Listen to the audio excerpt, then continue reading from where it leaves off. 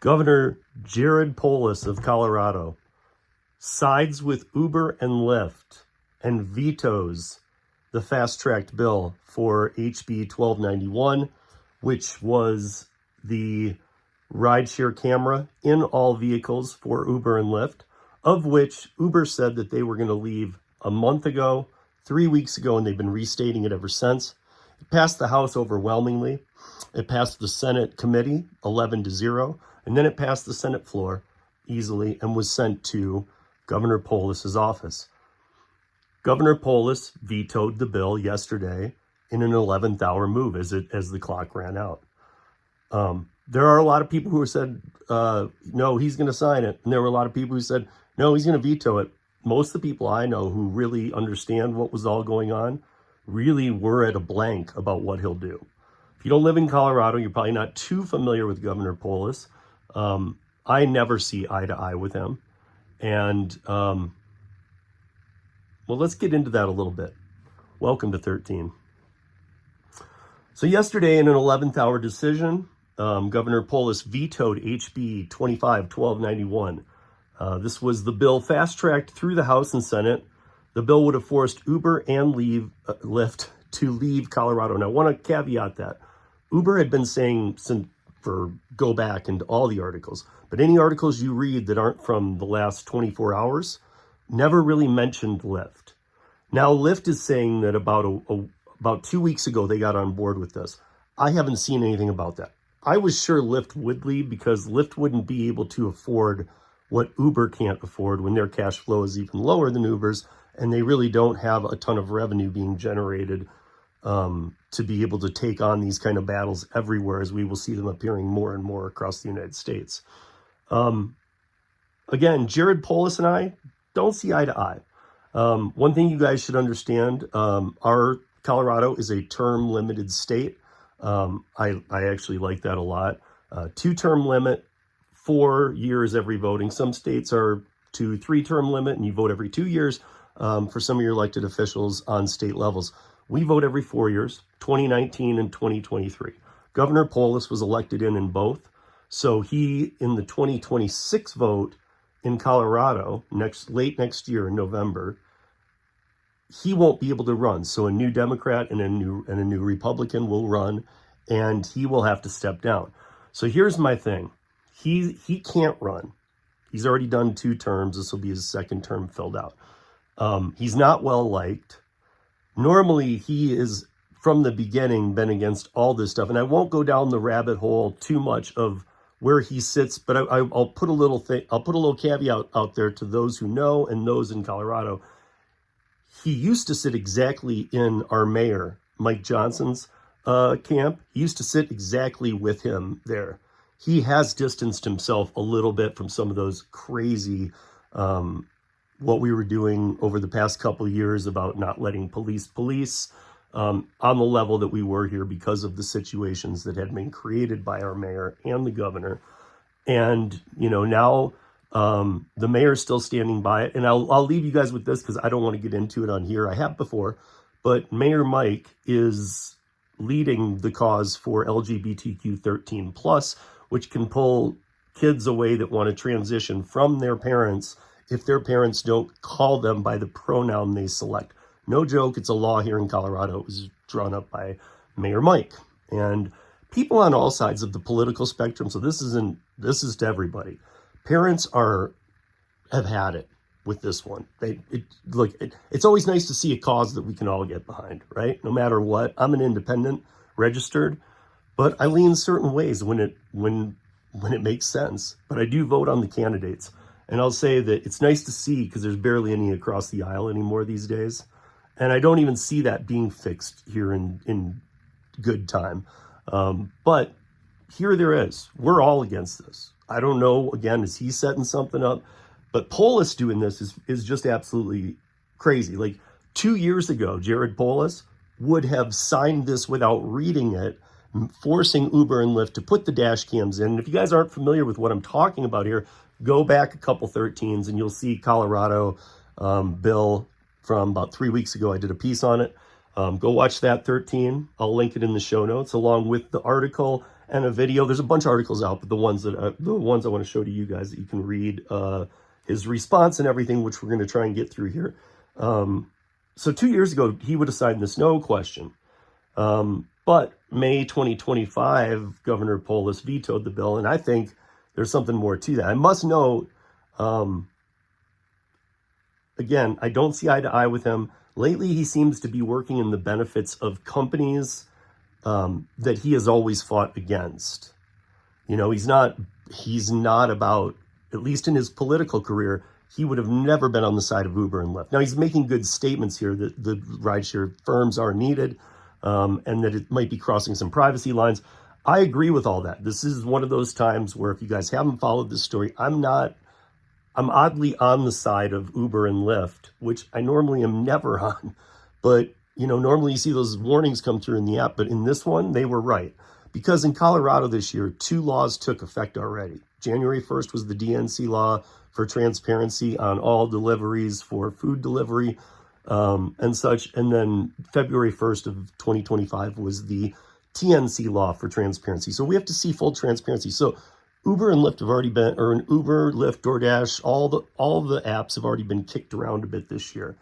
And, you know, they don't want another whole legislation that they've had to deal with. And they have been fighting this and paying money. But they've also put out there they were going to leave. Now, we've heard that before. They've only left 2 cities. They left Miami very briefly, and they left Austin, Texas for about a year. But both of those ended up in the cities begging for them to come back. So what you're going to hear here makes a lot of sense. So here's my question about Polis. Please, you guys, leave all your comments below. All questions, comments, concerns. All of them. Even if they're not related to this episode. If it's Uber, Lyft, rideshare, or delivery related in any way, put it on there. Let's get eyes on this. A lot of people do watch 13. So I got here's one question I have, but leave anything you want to talk about. But I'm wondering, is he shoring up like hush money? Because I've heard from some people, you know, is Governor Polis going to make a run for Democrat president in 2020, what would it be, 2029, 2028 we'd vote for POTUS of the United States. And I'm thinking to myself, man, he has been so extreme one way and then now extreme to work with I guess corruption works, but I don't know if Polis would get ahead of like a Governor Newsom, who, again, I am not endorsing Governor Newsom. I just think some pretty stupid people will probably pick him to be there's going to be a huge primary this year or in that next contention, probably on both sides. So good thing, you know. But I don't think that's why. I think he's shoring up some hush monies, but leave it below if you want. So for immediate release, this was yesterday, May 23rd. This is dropping May 24th, but it came in end of day. I think I saw the first article drop on it around 4:15 p.m. Mountain Time. So after about, 5:30 on a Friday on a holiday weekend, you're not going to see any real news articles drop until the following week. So they definitely wanted to get that into the news feed and then let the holiday weekend do what it can. So here's what we got, though. He actually titled his response letter, this is the statement regarding HB 25-1291, which you can find the link in the show note or the video notes of this one. Go back and watch that about what it is if you guys need to understand. But he called it a devastating blow to survivors. That's the title of his Governor Polis's veto. In a deeply disappointing move, it being broke down, Governor Polis today vetoed House Bill 25-1291. Now again, for Uber and Lyft drivers, I don't see it as a bad thing. I think this is a good thing. I think this was overreach. Bipartisan legislation designed to strengthen safety standards for transportation network companies, TNCs, like Uber and Lyft, after thousands of sexual assaults on passengers and drivers. By doing so, he sided with the convenience and profits of powerful tech corporations over the safety and dignity of Colorado's sexual assault survivors. This is just the kind of language they use. You guys are all aware of it.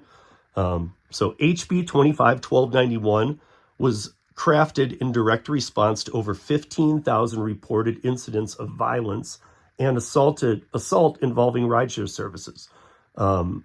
Survivors including Jenny Wilford. Now, Jenny is, she's in the House of Representatives, which is where this bill started, passed the House, then went to the Senate, passed the House at 59-6 votes. So across the aisle, everything, and then passed the Senate too. But Jenny Wilford was assaulted in 2023 in a Lyft ride, and she is a House member. I've said this before and in the video that you might have to go watch to see what this bill was about, because a lot of bills are floating around the country right now, guys. Pay attention. But Jenny was sexually assaulted, and she's the spearhead of this bill. I don't like that, and I'm not being mean. I think she could have been committee and all that, but there's 3 other people, a senator and 2 House members, that signed on. I think they should have spearheaded this a little more, because they tried to shove it through at the end, and Polis recognized that. Normally, I would have said, he's just going to sign it. But this seems to be a different Polis who's looking ahead to maybe retiring. I don't know. But she was the one that got the House support, addressed known gaps in rideshare safety, from repeated sexual assaults to driver impersonation and inadequate background checks. I fully agree with that, guys. The legislation aimed to make sure Colorado is no longer one of the many states where survivors are left in the dark, unsupported and unheard. The bill used proven and reasonable safety measures that were long overdue and would have significantly reduced the number of future sex assaults. The governor says he cares about survivors, but action speaks louder than words. When he had the opportunity to act, he chose to side with the convenience of profits of billion-dollar corporations instead of survivors who shared their horrific experiences over and over again. In his veto letter, the governor cited red herrings and industry talking points and ignored Colorado constituents, including children whose sexual assaults were facilitated by rideshare companies. Get rid of Uber Teen then, guys. That's number 1. Leave your comments below, everybody. There is nothing in the governor's stated reasons that either were not addressed in the amended bill or that could have been resolved. He chose to engage months earlier. If the governor or his staff had chose to engage earlier than the Monday before, we would have addressed these issues. No, this bill was fast-tracked. And you know what? But the veto pen hit it. It's not going to happen for now. It is being looked at in other states, though. It's so confusing, you guys. That's 13 minutes in just under 13 minutes. Peace, y'all.